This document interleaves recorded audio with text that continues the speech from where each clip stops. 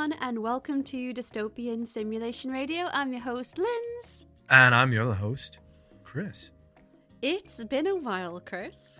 Since I first saw you. It's been a while.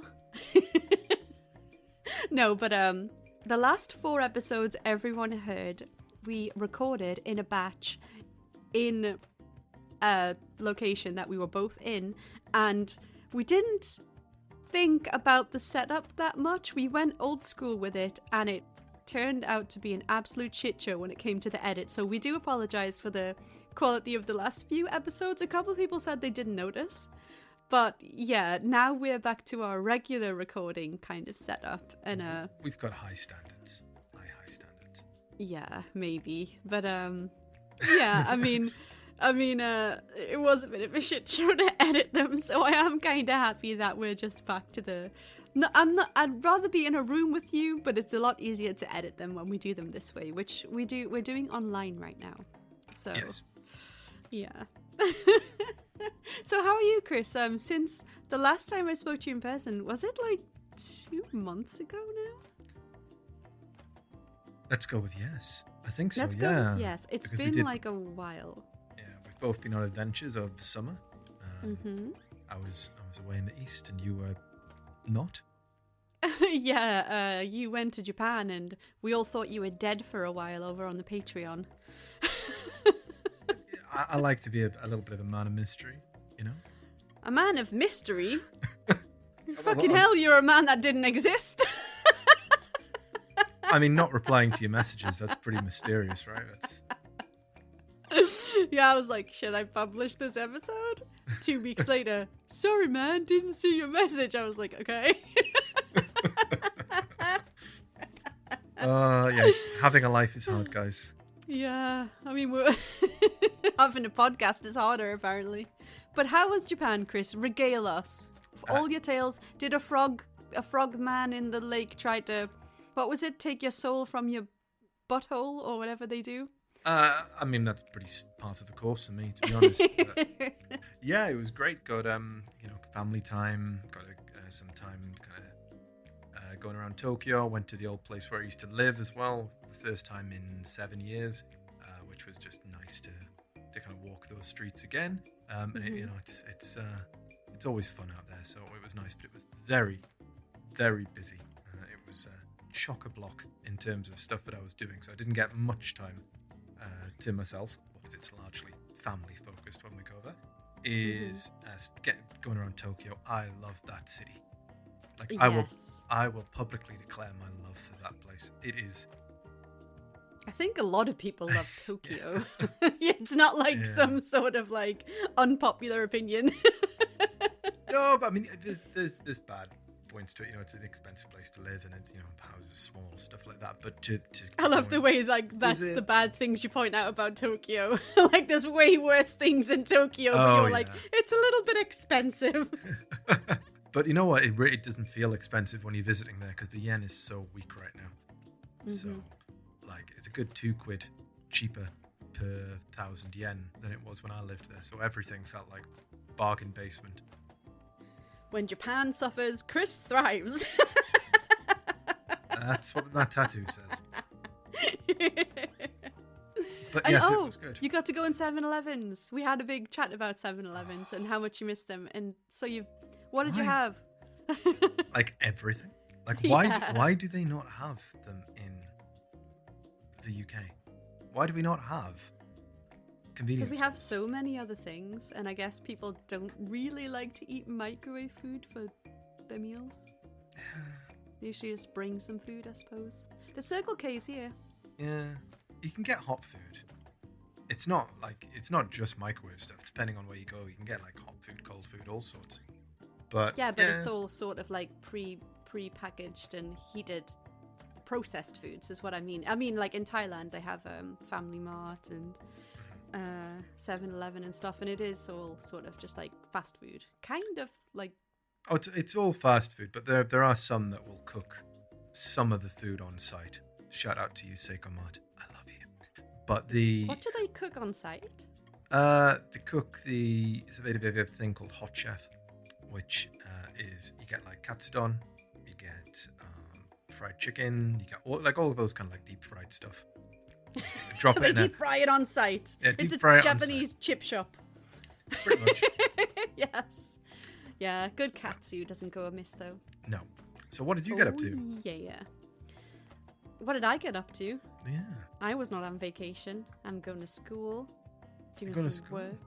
Yes. Back at That's school. what I go to school for. It's zapped all of my time, but it's good. It's pretty quick paced because I didn't realize that it started because I thought it must start on a certain date, and everyone was like, no, you just join, and I was like, how does that work? That makes no sense. Turns out I joined like 2 months later, so I had to catch up to. It's been good though. It's good going, and yeah, meeting up like people from all different places.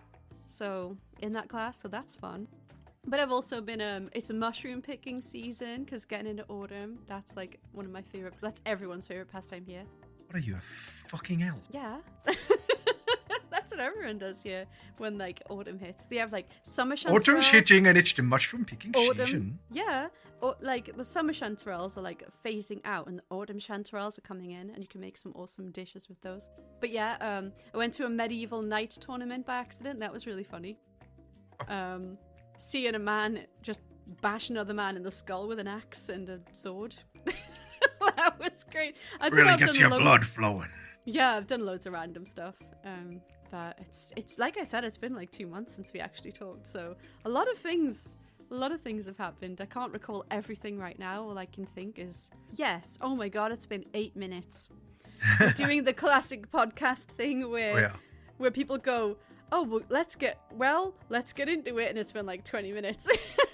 We might have to cut some of this out because this was just us having a catch up. Your podcast is made up of 15% content, 80%. Shit talk. This is some quick maths I'm doing right now.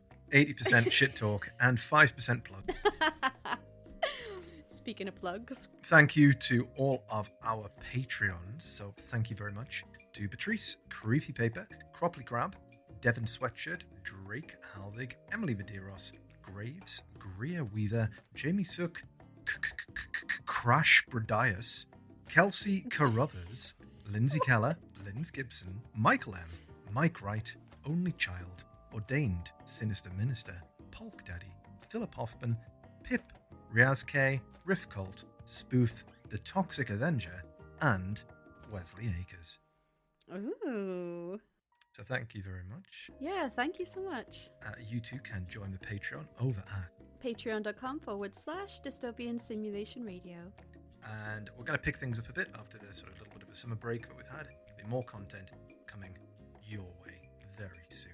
So, images that go along with this episode as well will be on our Instagram at d.s.radio. Oh yeah. So, I'm just going to jump right into it, Chris, because I want to tell you about this. Okay. But before I do, does this name ring a bell to you? Dorothy Louise Eady. Does that mean anything to you? I can't say that it does.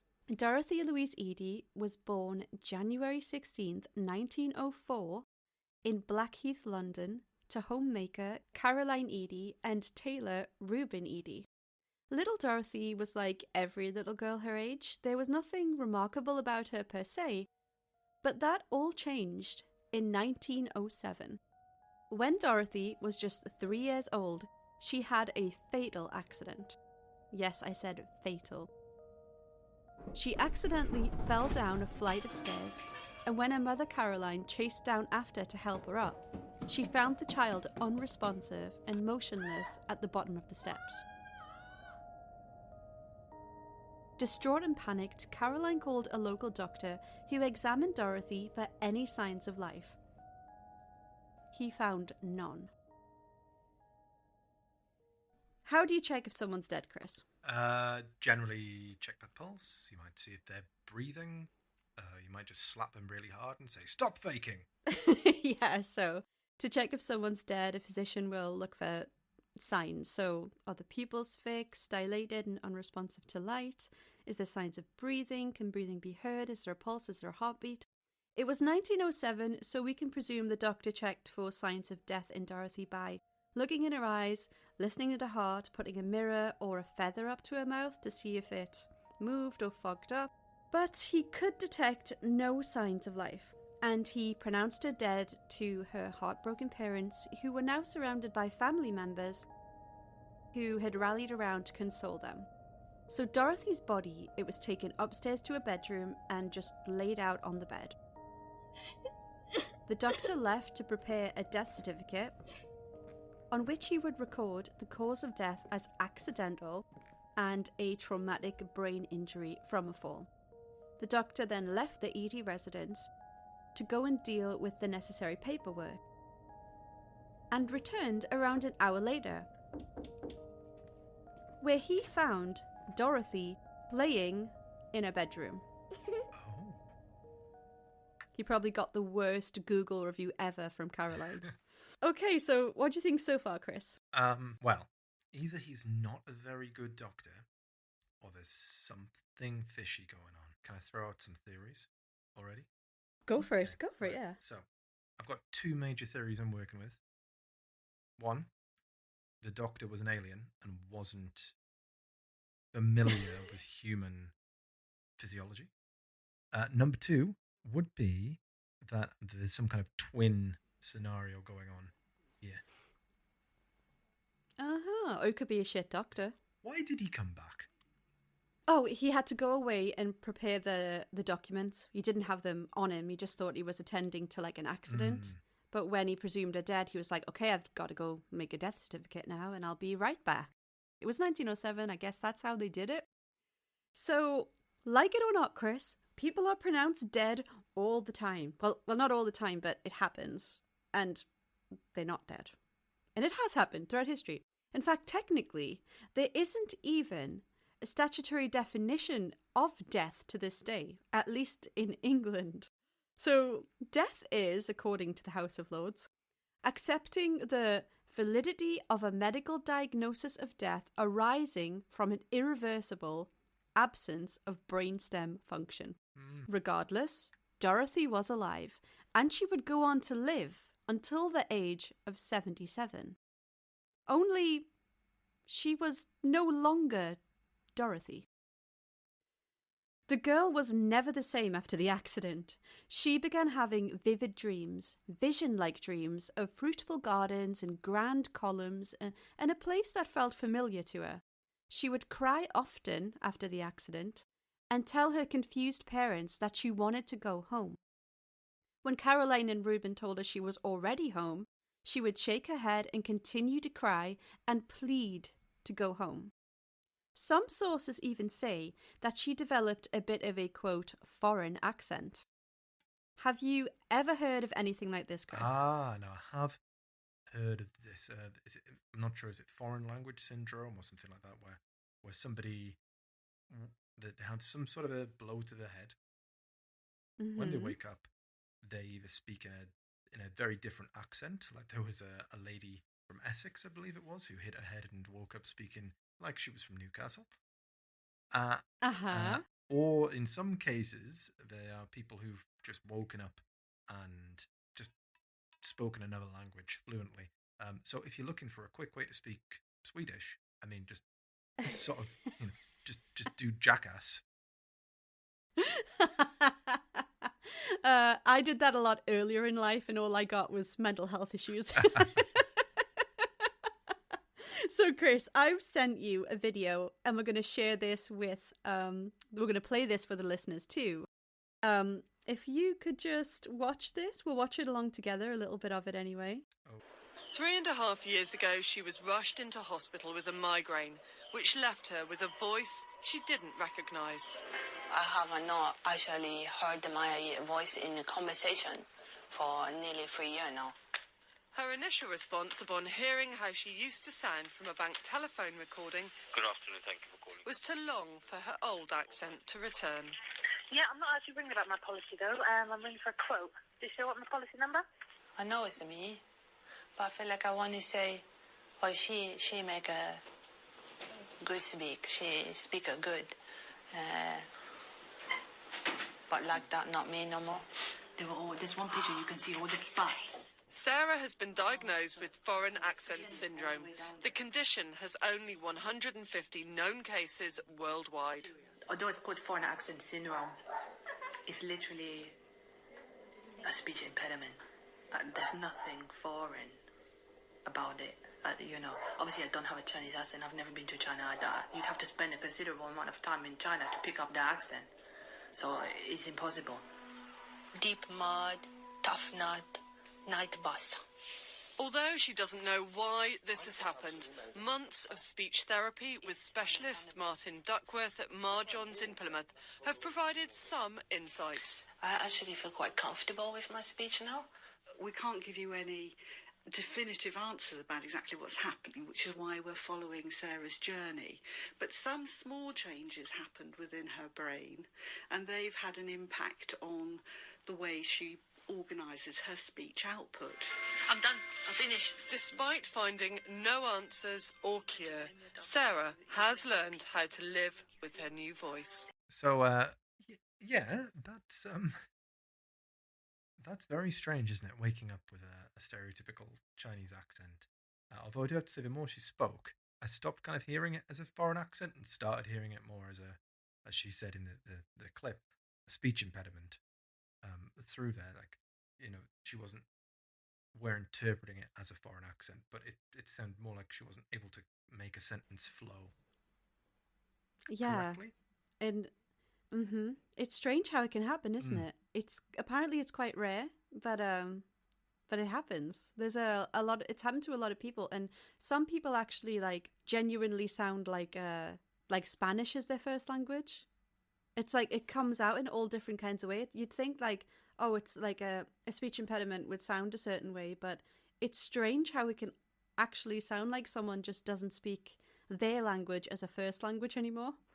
It's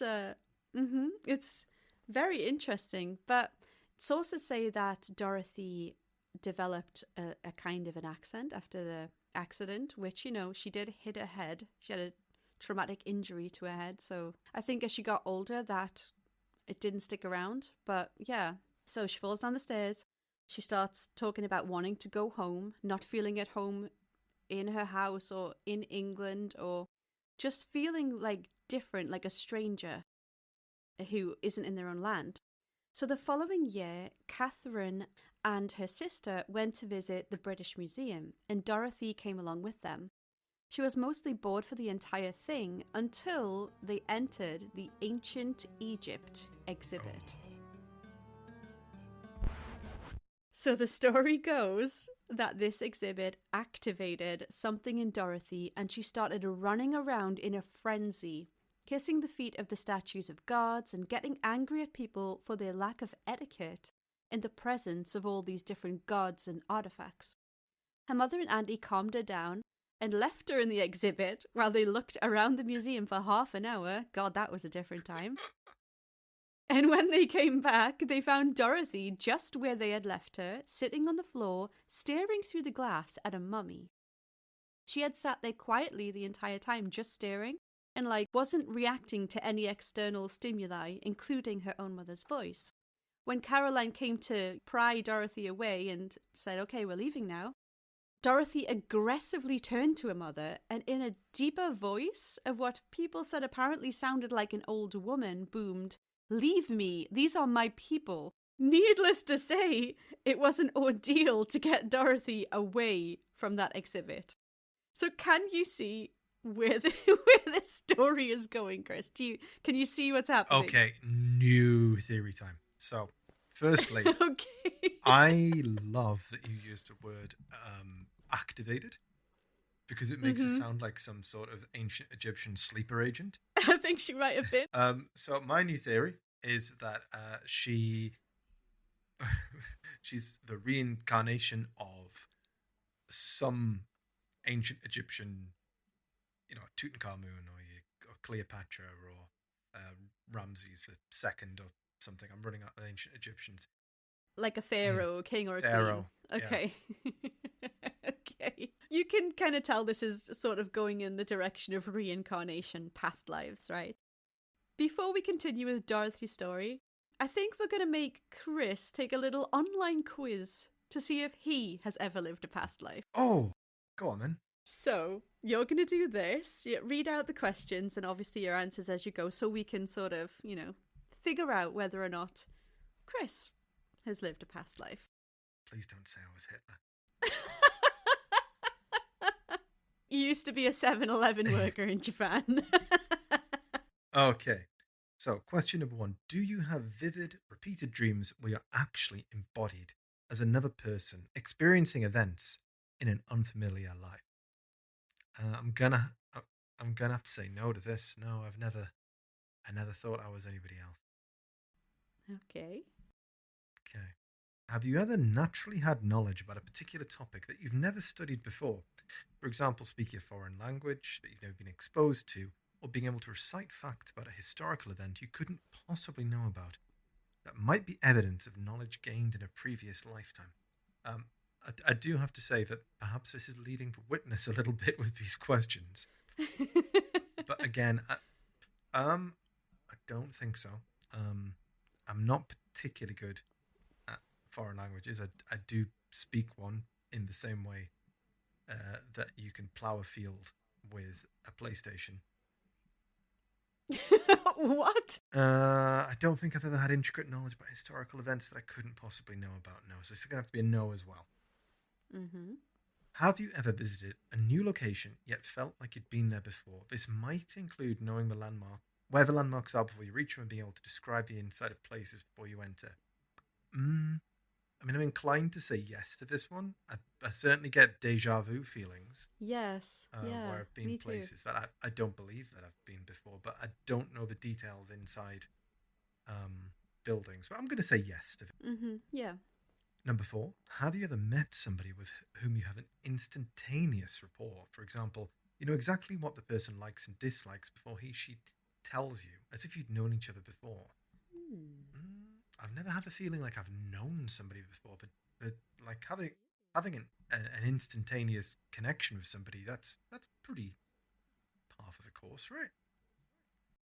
I don't know. I have had someone say they felt like they knew me before, which is really weird. So I guess you would know. I guess it's no for you on that one. Okay. But yeah, I guess you do have. Sometimes you get along with someone really well. I'm not sure, Yeah. but that was the question. So Yeah, I mean, so I guess Up sometimes to I feel like you. I'm going to say yes. I feel like I have an instantaneous rapport with people on occasion. mm-hmm.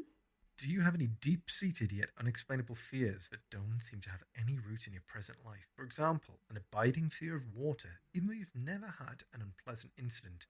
It might be the residue of a past life event. I'm going to say no, but I'm assuming, Linz, that you were eaten by a shark? Yeah, exactly. What did we call them in the earlier episode? Meat torpedoes. Torpedoes.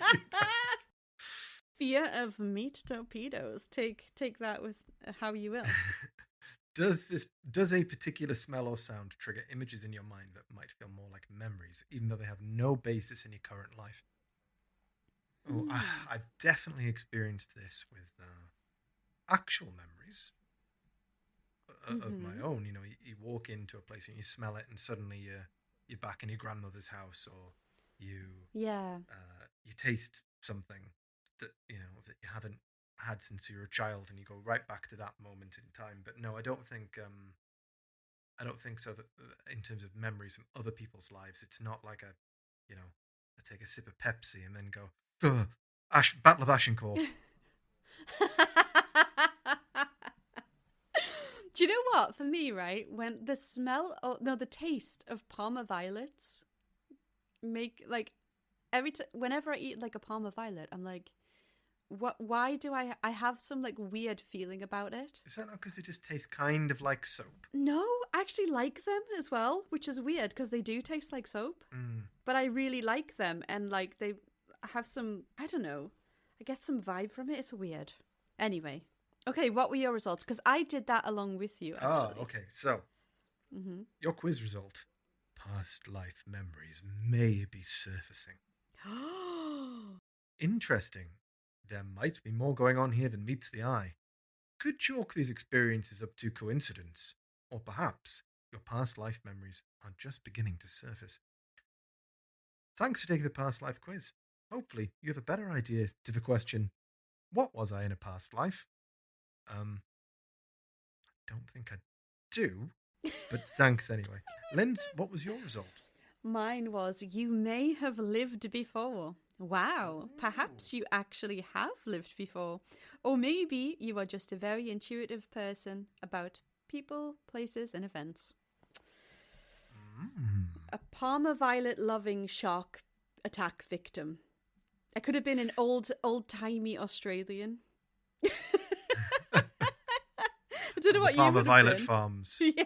that they have just out into shark territory. Yeah, the Bundaberg Palmer Violet fields. All right. Okay. So, another thing that I had to ask was, do you have, I'm not sure if you do, any birthmarks? I do. I do have a birthmark. Mm. I don't know if I should reveal where it is in case Tell someone's me. going to try and imitate me in the future. It's just at this point, this might be all I have left to prove to my bank that I am who I am. So walk in and show them that body part. Where is it? Oh my God, share with us. Why don't I know this? I've got one on my shoulder. Did I know this? Don't know. Have you ever seen me in a tank top? Probably not. I don't think so. It's not Maybe warm I've enough seen for you you. in a sleeveless t-shirt at a Misfits concert, but I didn't take note Yeah. of the birthmark. Yeah. All right. So, description, shape, size. It's about the size of a postage stamp, I guess. Okay. And it's shaped like the island of Corfu. So we have like similar like mine is very pale, so it's really hard to see, but it is there. You know my birthmark, right? No, I don't think so. I posted it on Instagram, but I coloured it in, and I asked people what country it looked like, and I got that. Yes. I didn't realise that was a birthmark. I thought you were just nobody like... did. I was trying not to reveal it because I didn't want to spoil the episode for you, because I thought you might guess I was going to do reincarnation. Yeah, people said mine was, what was it? California on crack, a fucked up Japan, England, Scotland, England. It just basically didn't look like any of them. So yours looks like land. Is that what you're saying? I don't know. It's just kind of a bit of a blob, really. It's not... I mean, obviously, it's a bit difficult for me to see because it's on my shoulder, on the back of my shoulder. Uh-huh. So I don't see it very often. But I have had multiple times in my life people go, "Oh God, you're burning!" Like when it's been on like hot days. Mm-hmm. I'll be like, "What?" And I'm like, "Oh, it's just a birthmark, mate." Right. So many men have seen you topless. Noted. Oh, yeah. People who believe in like reincarnation believe that a birthmark is either, if it's shaped like land, it's usually where you died, which is why ours are interesting. But it could also be like a wound, like a stab wound, a bullet wound. That's what people believe. That a birthmark is an indication of how you died or where you died in your past life, which I thought was really fun. I don't believe it, but I think it's really fun. So we have indications. We may have lived before, according to the quiz, and we also have either land or wound clues. So we don't have dreams. The dreams are very helpful, which Dorothy is going to show very soon. But you're not going to believe where Dorothy's story goes, Chris. Does it go to Egypt? It does, but you're not going to believe the life she lives. So we'll get back to the story. Dorothy's father buys her an encyclopedia since they were like all the rage at the time. And while leafing through this book, she sees a photograph of the ruins of the Temple of Sety in Abydos, or the Great Temple of Abydos as it is known. And that's in Egypt, obviously. This temple was built by Pharaoh Sety I in the 13th century BCE. This is what Sety looked like as portrayed in pictures, but we do have more than this. This is him as portrayed in pictures. All right, cool. You're sort of standard Egyptian man. Well, he's a king. He's not a standard Egyptian man. He's standard Egyptian. He's king, royalty. I should say. So this is sort of traditional Egyptian style. So kind of in a weird sort of side portrait, a way that you wouldn't really stand. But I learned the other day that this is actually an aesthetic choice to show off the best parts of each body part. So it is a your good face stance. In profile and so on. Clearly wearing king's garb. There are lots of gold, brightly coloured, bands around the arms and so on. He's got one of those new metal beards. that's been like looped around to make it super long with a thing, and he's got a rather nice hat. Yeah, very nice hat. Great description, Chris. Yeah. Now, beneath the next photo you sent me, he's not looking at his best. I think he looks pretty good for a mummy, Chris. For a mummy, I suppose. Yeah. He's definitely had a hard paper round. Oh, sorry, I should say a hard papyrus round. Oh my God. He is very dehydrated. We don't look our best when we're thirsty, Chris. No. But yeah, this is a mummy, so he's ended up looking like a Tibetan monk. Mm-hmm. Looks pretty cool. Yeah. Very Vin Diesel. He is very Vin Diesel. And then you've sent me a third one here, which is a reconstruction. Yes, this is a video, and it's amazing. It's an amazing reconstruction video where everyone in the comment section is getting boners over how hot this mummified corpse is. So if you could just watch that and prepare yourself, Chris, because I don't know why, but I found it a bit jarring. Right now he's been recreated. He's got no, what?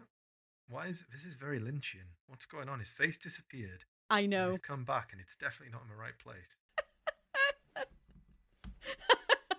and he's got like his eyes are in his forehead. Yeah, and he's got plugs in his ears. Oh no, it's now been filled in with a. Oh no, he's decaying now. Oh no, is he really that hot? I don't know. I don't know. Far be it from me to judge ancient Egyptian hotness. Opening and closing is. Did somebody pay money for this animation? Don't think so. But let's have a little look in the comments. See what people, what people think of him. Sety is very handsome, even having been dead for thousands of years. His neck shows he was powerfully built. Amazing looking man. The guy was good looking when even the remains were handsome. Even as a mummy, Sety I was very handsome. Something very intriguing about this pharaoh, and then there's a reply to that says, indeed, he looks so peaceful, but powerful too.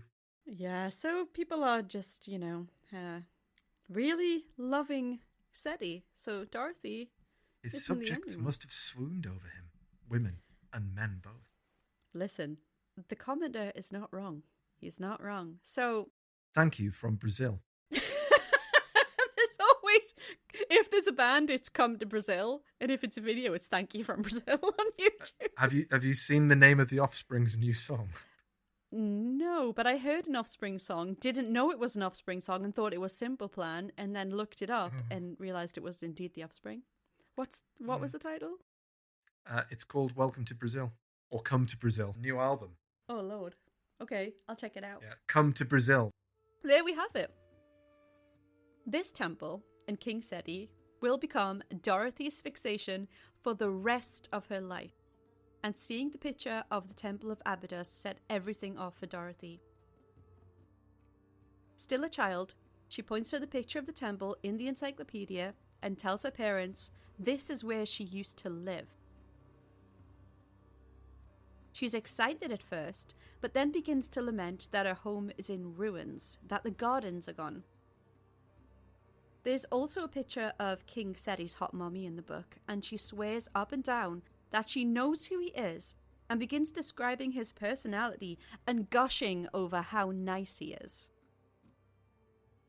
At this point, her parents start getting sick of the whole ancient Egypt hyperfixation and tell her to shut up about it. It actually started to cause some friction in and out of the family home, and it began impacting Dorothy's life to the point where she got kicked out of Sunday school for being a heathen and stating that the religion of ancient Egypt was much older than Christianity, which was nothing but a knockoff, which, to be honest, I thought was pretty funny.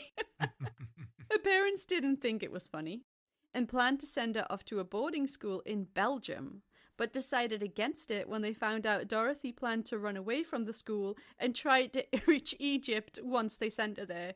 So she was basically like, finally I'm off this island, now I can make my way to Egypt. Yeah, so they were like, okay, let's not send her there because she will run away to Egypt. So she would later vow that her main aim in life was to go to Abydos, live in Abydos, and be buried in Abydos. Dorothy could not be tamed, and if it wasn't about ancient Egypt, she didn't want to know. She spent so much time bunking off school. Fuck that ancient Greek shit. She spent so much time bunking off school and hiding out in the ancient Egypt exhibit in the British Museum that it was only a matter of time before she ran into Sir E.A. Wallace Budge, who was the keeper of Egyptian antiques at the museum. He taught her basic hieroglyphics, which she was apparently a natural at drawing, and he began giving her homework, which was basically translating parts of the Book of the Dead. She would keep visiting Budge over the years, even up until she was in her 20s. And she would go into his office and they'd look through documents and new pieces that would come in for the ancient Egyptian exhibition. So Dorothy lived throughout World War I, or the Great War, which took place between July 1914 and November 1918. During the war, she prayed to Isis, the god, not the terrorists, for protection, and said afterwards that she never felt fear again. At this time, Dorothy was, well, in her own words, hefty and strong, or as big as a cow. Perhaps it was the milk and chocolate that Budge gave her every time she visited him at the museum, which was daily, by the way, for years. We don't know where the weight gain came from, but because of this, her mother sent her to a dance class to shed this weight. This dance class got bombed when Dorothy was scheduled to be there. Thankfully, she wasn't there. Any clue why she wasn't there, Chris? Because she was bunking off to be in the museum? Close. She narrowly avoided losing her life that day, as she was in a sweet shop eating chocolate. And at this point in my script, I thought you were going to say this joke, so I preemptively wrote it.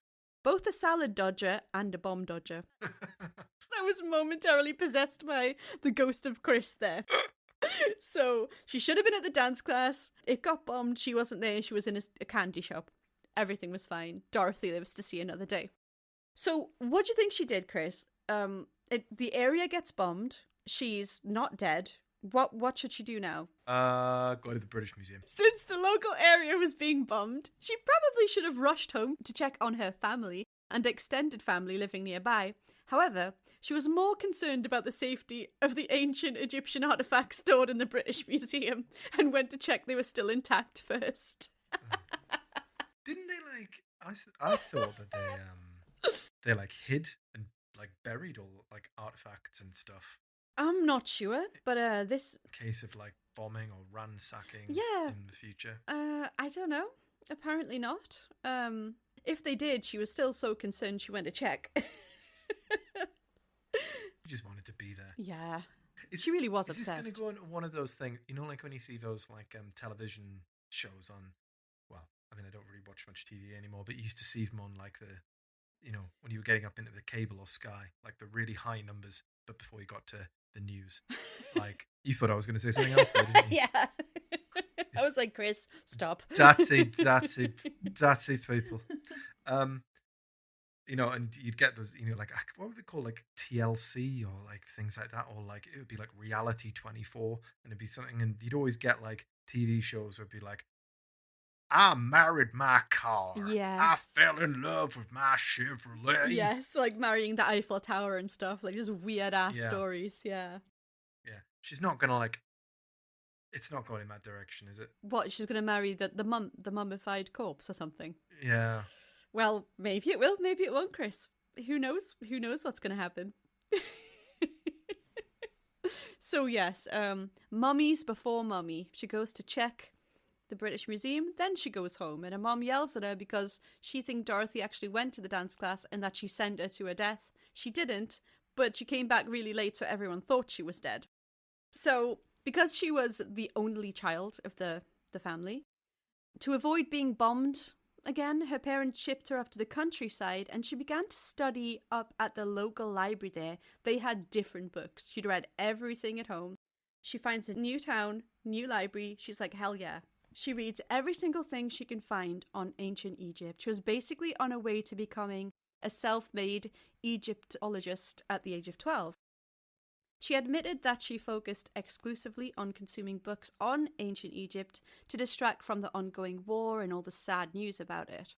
It was sort of an escapism, and she really enjoyed her time in the countryside. She had a horse and everything, and she felt closer to the ancient Egyptians, apparently. Did she, like, strap a chariot? Did they have chariots? Because I was thinking the same thing, and I was like, did they? I mean, I'm pretty sure they were a unit in Age of Empires. Hmm. I'm pretty sure that was historically accurate. She was sad.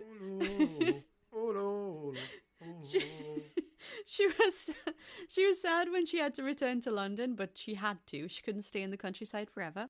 And not long after being back in London, she began having night terrors, so the dreams are returning. She had a sleep paralysis episode where the mummy of King Sety was pushing down on her chest, his face coming towards hers, and, he tore her nightdress open. She was 15, so I won't elaborate on that.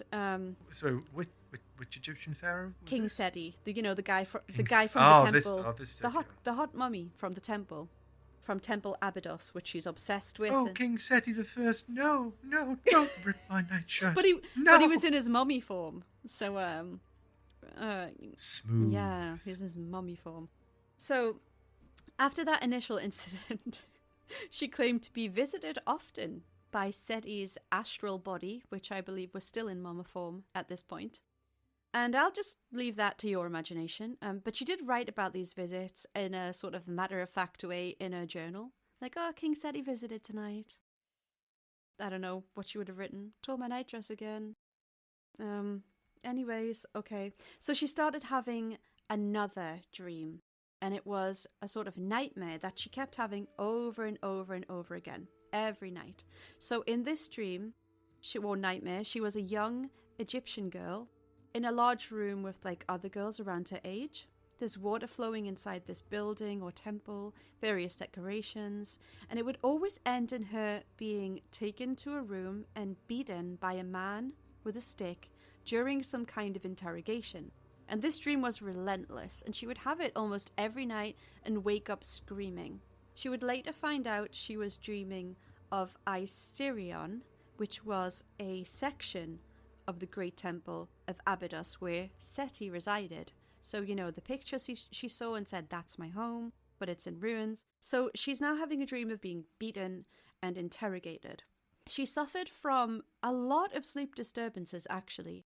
Night terrors, sleepwalking, just repetitive dreams, to the point where her mother actually encouraged her to have various short-term stays at mental hospitals. They never found anything wrong with her, and she was always discharged, but she was in and out for short periods of time. Around this time, her father decided that he was going to go from working-class tailor / part-time magician to cinema owner. Of course. Like, basically, he really believed in, like, moving pictures and that they were going to be big, and he was right. And he succeeded, so he bumped them up to basically middle class just by going, I'm gonna be in the moving pictures, and it worked. It worked out for him.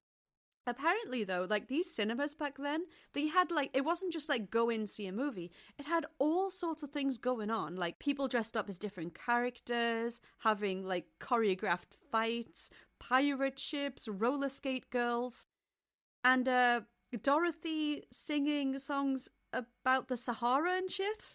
I have no idea. Apparently she was a decent singer, though. And the papers described her as a voluptuous looker. Awooga. They didn't write awooga. I was just going to ask if she was still big boned. Yeah, but she was also big boobed, and the papers liked that at the time. I read a couple of articles. They all mentioned it. But yeah, she sang about the Sahara. That was her song of choice. Don't know why. Yeah. So this is already a very exciting life, and she's not even 20 odd yet. Can you imagine cinemas at that, like, going to that cinema though? Like, choreographed fights, people dressed up, like, roller girls, like, why don't we have that now? Well, I mean, I do have to say, I once went to performance of Night of the Living Dead at a movie theatre, and midway through they had an intermission with belly dancers, and it was just a bit weird. Were they zombie I don't belly know why. dancers? They were painted green. Okay. So Dad went into the cinema business, worked out, middle class. Dorothy gets to sing, and yeah. So she also, unsurprisingly, collected a lot of small Egyptian antiques, little trinkets she found in sort of antique shops around London. And she started to get the feeling that all of these ancient artifacts did not belong in London. And she sent her small collection back to Egypt to a professor there and said, I think they belong here. The professor over in Egypt got curious, like, I wonder who sent these to me. And he called the police and asked them to find out for him, just out of curiosity. So the police show up to Dorothy's parents' house looking for her in connection with Egypt. And her parents are like, oh God, what now? But this is how obsessed, like, her entire life since she fell down those damn stairs has been all about ancient Egypt. Her parents must have been so sick of hearing it. She didn't go on and marry this Egyptian professor, did Not she? him, no. So Okay, right. she gets a job drawing political cartoons. She's a good artist as well. Drawing political cartoons for an Egyptian public relations magazine in London. And it's there that she met a student from Cairo called Imam. They met at the House of Commons, where there was a discussion on something related to Egypt. Imam fell asleep on her shoulder. Imam went back to Cairo. I think they only knew each other for a day or so. Very briefly anyway. So he went back to Cairo, I think the next day. I'm not sure, don't quote me on that. They were pen pals for years before he finally proposed. And when they married, Dorothy was around 29. She did say, and I'm not making this up, that she'd been in love with King Sety, and she was holding out for at least someone like him. But they, quote, didn't make men like that anymore, so she basically settled for Imam. Hey, Eamon. I mean, what can I say? Nobody should be comparing themselves to King Sety. Nope, King Sety, more like King Sexy. Step aside, Imam. Okay. So in 1933, Dorothy finally moves to Egypt. Or back to Egypt, depending on what you believe at this point in the story. On arrival, she begins kissing the ground and announcing that she's finally home. Once there... She got sand in her mouth. Yeah, maybe. She's like, just like I remember. Once there, she went through a bit of a rebrand and adopted the name... I'm probably going to butcher this, but I think it's Bulbul. I think it means something like bird song or something, because she was like... Okay. She was a singer as well. Shall we have a little look at Egypt in the 30s, just to get a little feel of what it looks like? We got some quick footage here. Yeah, sure, go for it. I watched it and I thought it was pretty interesting. So just to get a feel of what it would have looked like in the 30s. Okay, let's have a little look-see here. So this is Egypt in the 1930s, which is Polarized.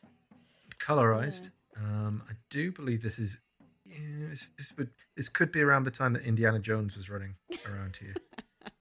In Raiders of the Lost Ark, maybe slightly beforehand. I will say, has this been very well colorized? Fezzes are usually red, aren't they? I don't know. I think they're all kinds of colours. Do you get blue? Do you get blue fezzes? I think so. Is that like a blue rose case? Can you pluralize fez? I'm saying fezzes. Doesn't sound right. I think it's fezzes. Fezzes. So this is looking very... Looks nice, actually. Nice. It looks quite... In some of these shots... it looks quite Western. There's one I'm looking at right now. That's because of the French. Cars and the French have been here, and then we were there. Those damn French were here first. I think we stole all the antiques from them, actually. Yeah, there you go. There you go. So yeah, it looks nice. It certainly doesn't look like she was moving to the sticks. The sticks or the middle of the desert, Whatever. She wasn't moving to ancient Egypt. Unfortunately for Dorothy. Just like back home in Blighty, Imam's middle-class family weren't super stoked on the whole reincarnation thing that Dorothy was always harping on about, and apparently they found it a bit inappropriate. The couple went on to have a son together, who they named... Any guesses, Chris? Sety the First. Yep, Sety. Named after the nightdress-tearing ex-lover king mummy. No. What are these parents? Yeah. So, by this time, Dorothy had pieced together her dreams, which were now being narrated by a man named Horror. These included the broken hieroglyphics that she claimed he recited to her while she was unconscious, which allowed her to put together the puzzle of who she was in a past life. So in these dreams, these hieroglyphics would come, they were all fractured and broken, and she would get up, write them down, and then work on putting them all together. This was a whole life project. She told, well, basically anyone who spoke to her for more than 10 seconds, I imagine, that she was the reincarnation of a girl named, I think it's Bentrishit. Ventrishit. Yes. Right. There's no jokes. No jokes there? No? No. Moving on. Bentrishit's mother sold vegetables and her father was a soldier. Oh, the mother passed away. The father obviously couldn't raise a child because he was a soldier. He couldn't drag her around. So she was sent to a temple where she became a beautiful apprentice virgin priestess. So she was training in this temple. Can I ask you a question? Mm-hmm.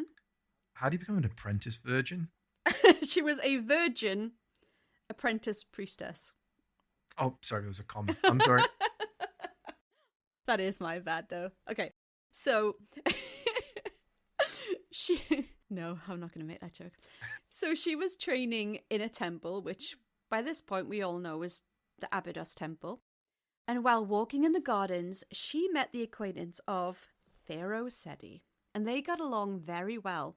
So well, in fact, that she fell pregnant. Oh. No longer a virgin priestess and unwilling to give up Sety's name while she was being interrogated by that guy from the dream with a big stick.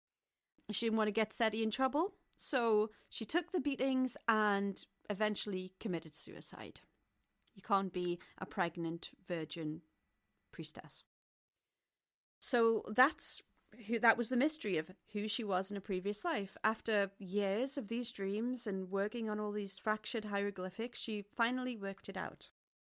One thing that I read in a book called The Search for Sety, which was very good. You can rent it from Archive online. One thing I read in this book, which I thought was really interesting, it's a bit anecdotal, obviously, but so far this whole story is things that Dorothy sees, right? She sees in her dreams. She hears the voices and all of that. She has the sleep paralysis visitations from the astral body of Sety and things like that. One thing I read in this book was while she was married to Imam and she was in his family's house, Imam's father, so her stepdad, actually saw a pharaoh sitting on the edge of Dorothy's bed when she was ill one day, and he reacted to it as if he'd seen a ghost and ran through the house screaming. Very anecdotal, can't be proven in any way, but I was just like, that is very interesting, because that's the only occurrence of someone other than Dorothy sort of seeing anything like this. Mm-hmm. Yeah. So this was in the book, and I was like, when I read that, I was like, huh? So around this time, someone else did think they saw something that looked like a pharaoh in the vicinity of Dorothy. Thought that was interesting, just had to add it in there. Once Dorothy was in Egypt, Sety started showing up in his human form. Not the mummy that she saw in London. Now he was in his human form, so he was hot Sety. She's in Egypt, Sety's hot, he's visiting. So it took her years before she realised that by holding his hand, they could communicate with each other. So again, I know you joked at the beginning about the doctor being an alien, but here, when I read about, when she was initially having these dreams, there was no communication. It was just kind of a bit scary. And then there would be some kind of, there wouldn't be chats, full-on chats or anything. But it wasn't until she worked out that if she touched his hand when he was in his astral body that they could communicate. Or so she said. So in 1936, Imam divorced Dorothy, who at this point he apparently thought was totally bananas. She didn't clean, she couldn't cook. Apparently her cooking that she did for like the locals almost killed people, and they would all joke about it, how terrible it was. And she, like, on top of this, she was going around with her stories of reincarnation, calling herself Sety, or Mother of Sety, who is her child. I suppose they had communicated, like, completely by letter before they spent a lot of time together and got married. And I guess her obsessions didn't really come through that much on paper. They'd spent limited time together in real life, so Imam married her and then probably went, oh dear God. Oh, hey. He was very modern. His family was this middle-class modern family, and she was obsessed with ancient Egypt. And he was probably sick of hearing about it. She almost killed the poor bugger with her cooking, and she even admitted that she felt sorry for him being married to her, because she just wasn't, like, wife material.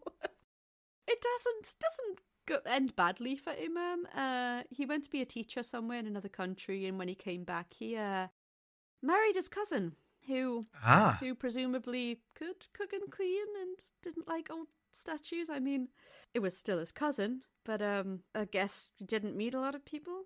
I don't know. Yeah. In this gigantic city, how could I not marry my cousin?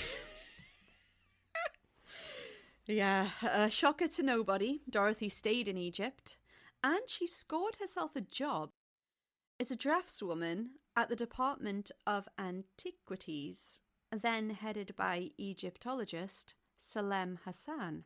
Hassan actually thanked her for her contributions in his book Excavations in Gaza, which was like 10 volumes or something. Despite her eccentricities, she was actually really respected in that community, and she had consumed so much literature on ancient Egypt and had studied it independently with such an obsession that not only did she have a vast knowledge, but also kind of like terrific intuition when it came to excavations, like where to excavate and where they might find something, and then just sort of general insights regarding life in ancient Egypt. Like, she knew so much. She was actually valuable and actually respected, even though she had this reincarnation story, and she'd be like, oh yeah, me and Sety, King Sety, blah blah blah. People were like, they just overlooked it, and they were like, yeah, we trust her. She says dig there, we dig, we find stuff that she says we're going to find. So yeah, she actually managed to make this into a full-on career, probably like the career of her dreams. And she would even recall things, well, she claimed she would recall things from her previous life and remember where things were, and she could pinpoint a place that should be excavated, explain what would be found, and she was correct. So, I know. I guess, to be honest though, I guess she just read so much that she could kind of guess. You know what I mean? Yeah, you can make an educated guess. Yeah, I think that's definitely it. And she was so obsessed. Like, you know, for some people, it's a job. Maybe they study it and then it's the job. For her, it was her life. Like, it was her entire life. Remember the whole Temple of Sety thing? The temple which she frequently dreamed of and lived a past life as a apprentice high priestess and became pregnant in and died in. She'd always claimed to have first-hand knowledge of that temple and was able to point out where the gardens could be found. Remember when she was a kid, she saw a picture of the ruins. She said, I used to live there, but the gardens are gone. She actually managed to locate them, the gardens where she walked with King Sety. They dug up and they find the ancient gardens, or where they would have been. After relentless begging, she was later transferred to Abydos, where she finally got to live out her life's aim. There she catalogued and translated the inscribed blocks from the ruins, as well as preparing drawings of the plans and architecture there. She claimed, oh yeah, this is another interesting tidbit. She claimed to know the location of Queen Nefertiti's tomb. She said it was in the vicinity of Tutankhamun's tomb in the Valley of the Kings, which was said to hold no other tombs. Like, they thought they'd already unearthed them all. They were like, nah, there's nothing else there. So Dorothy said she wouldn't reveal exactly where Queen Nefertiti's tomb was because she didn't like her. She hated the woman. Didn't want them to find her tomb. I didn't like that bitch. Yeah, because she tried to, that queen tried to dismantle, I think it was like the worship of the old gods and like bring in like new religious practices. So she didn't like her. She was like traditional, and she didn't like this sort of a new religious thing that this Queen Nefertiti was trying to bring in. So she was like, I'm not telling you where she's buried, but she's definitely in the vicinity of Tutankhamun and Valley of the Kings. So in the mid-70s, there was chatter that 2 additional undiscovered tombs were in the Valley of the Kings. And in the mid-2000s, a tomb was accidentally discovered there during like another dig. They accidentally broke through the wall. And this was thought to be the tomb of a royal because it had like, when they would prepare the bodies and stuff, they had sort of royal things in there that they wouldn't use on regular Joes. So, yeah, so she did, I guess it could be a lot of guesswork, where could a royal be buried? Valley of the Kings. Like, it's, I mean, if we had to guess, we could probably go there, maybe? But yeah, like... Pretty good guess. Nice guess. But I mean, she was obsessed with Egypt. So she also made another prophecy, Chris. It's been yet to be confirmed, but you'll like this one. Okay. Atlantis is real. Yes, of course it is. Yeah, it's just a matter of time before we figure out where it is. So before we finish up this episode here, Chris, shall we hear from Dorothy herself? Oh, please. Or do you want to have any... should we have a conversation afterwards about what you think of the story? Let's let Dorothy Right. have the final word, and then we can chat. I think this might be the last interview she ever did. Did she say something really bad in it? I don't think so. She got cancelled after this interview. She would have got cancelled if she was on Sety today, probably. But how does Sety explain her strange insights into an earlier existence? Well, I wonder, either the fall downstairs knocked a screw loose, and yet everything was so, what shall I say, logical after that. I mean, the obsession. I mean, if I had a screw loose, I might dream about a temple, but not that one particular temple and dream about it correctly. And then some people have suggested I might really have been dead, and an ancient spirit got in. What do you think? I think probably that might be. It's just simply, I was in a place which I knew very well, and no difficulty in getting them. And of course, I mean, working here and living here. Well, I suppose I became so familiar, I will say, if God ever preserve it from happening, if the temple fell down, I think I could tell them where all the stones go to put it back again. Yeah, she seems a little bit more with it than perhaps I'd imagined. I thought maybe she was this sort of... I don't know. She didn't seem... She seemed very down to earth there. Yeah, as opposed to sort of, I suppose, what her story might imply that she is. She didn't seem very rash or anything like that. But then again, you are looking at somebody at the end of their life. We saw in that footage, she was quite struggling to get around, and she was clearly having a few issues here and there. But if she makes a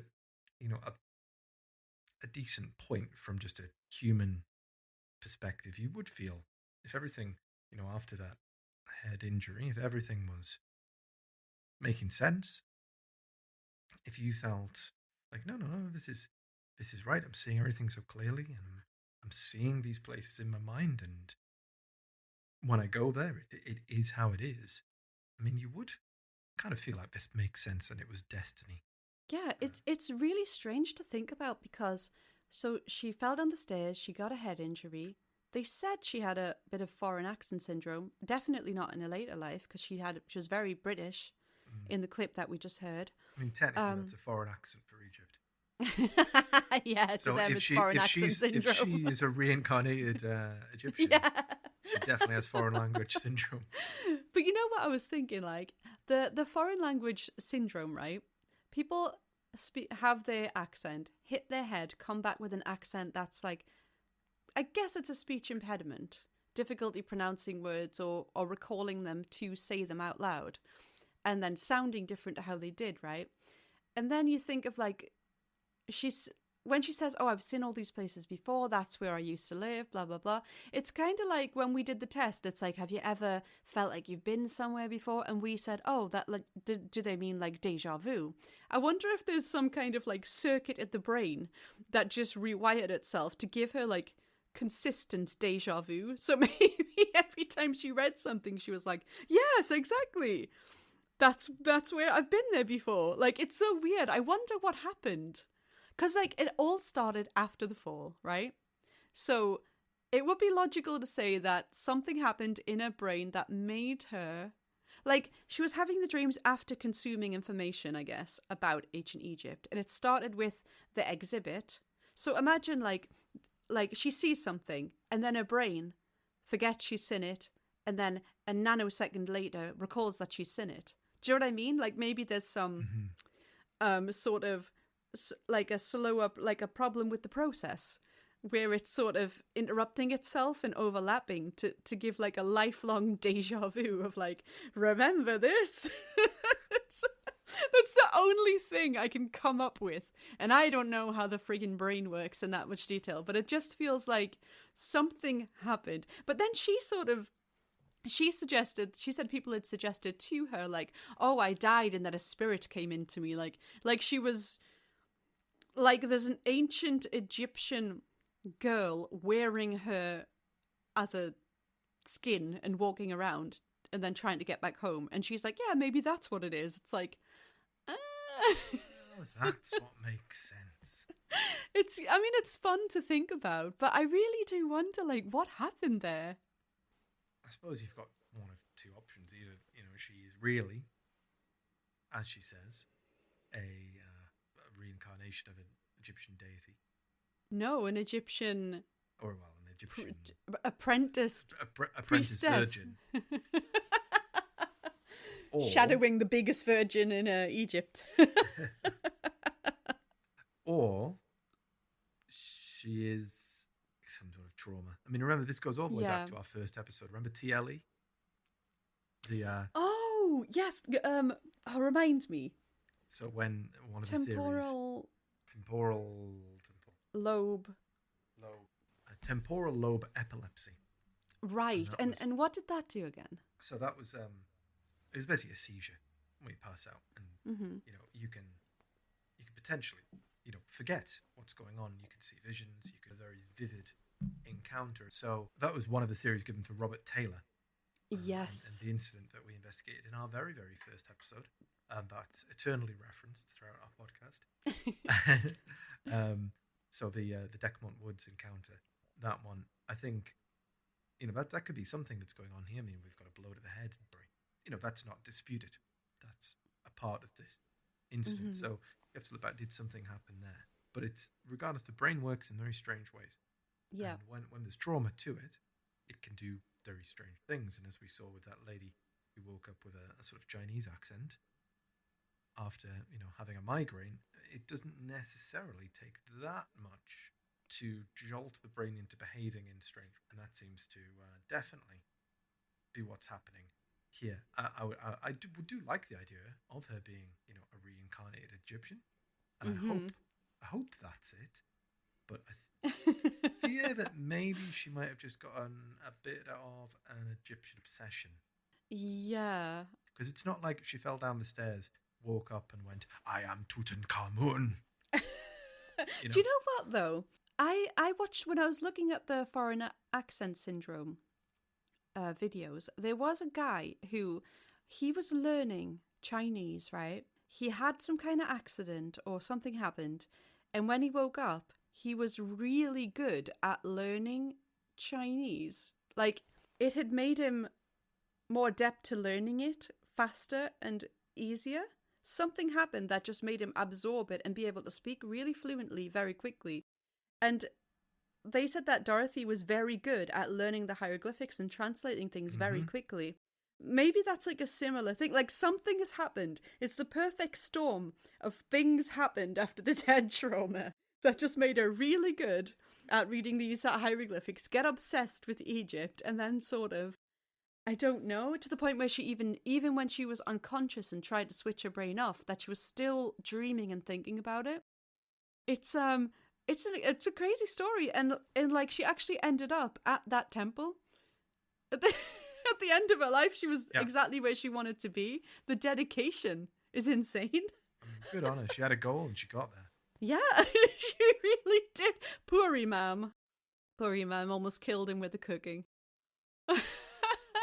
The anecdotal story, though, about the dad who saw the pharaoh sitting on the edge of the bed when Dorothy was ill. Yeah, that's an odd outlier. Anecdotal, but I love that. I love that element. It just gives that like paranormal sort of sprinkle to it that we like here at DSR. It's a special sauce on a conspiracy pie. Yes. But yeah, that's the story of Dorothy Eady, Chris. Well, thank you very much, Linz. A very interesting story. A very personal story as well, which are always interesting to get into. But I'm curious to the listeners, have you ever felt that you were reincarnated? Have you ever felt any of the, like you've been to another place before? I would always sort of say, so whenever people are reincarnated, they tend to be like, I was this massively important person. Yes. I was the king of this, or I was the lover of the secret lover of the pharaoh. They're never like, I was Jeff and I worked in the pharmacy. Most people should be reincarnated as like one of, Genghis Khan's. Maybe like, they are lovers. Maybe they of a better word. Maybe at night they just take like Zoloft or like, I don't know, Nitol. They don't remember their dreams. But Chris, whatever you dream tonight, remember it, because and I'll remember mine too, and we'll consider whatever we dream tonight an indication of who we were in our past lives. So remember to write your dream down. I'll try. It might be a blank page, though. I really do you don't not dream? I either really don't dream or I don't remember it. Well, you'll dream tonight. It tends to only be sort of like if I'm sick or if there's something that's really like something's going on, something's not right. I don't know. That's when I tend to have a dream. But I'm not a dreamer. But you'll have one tonight. Okay, we shall see. Yeah, and Hopefully it's listeners, not King Sety. I hope it's King Sety ripping your nightgown. But yeah, listeners, also write down the dream you have after listening to. I've seen your nightgowns. He's got a little hat as well, like a and he has a candle in a little candle holder that he takes it to the bathroom, and when he sleeps, he goes he. You missed out. It's one of those like Aladdin's lamps. Oh yes, he's got slippers that like curl up on the end with bells on. He's making me the Iron Sheik now. Yes. But yeah, write down your dreams tonight, listeners. Send them to us if you dream of your past lives. We want to know. I hope you enjoyed the episode. I've been wanting to do this one for a long time, and I thought it was quite fun. Certainly did. I certainly did. And it was great one to get us back into the flow after the summer, and we're back, and we're just about to go into spooky season. So we'll try and get some spooky things on the go for you. Yes, we may even have a little video for the Patreons of a guest that we have coming up in the next month or so, let's say, I guess. Interessant. Yes. All right, thanks for listening, everyone, and we will see you next time in the simulation. Bye. Bye.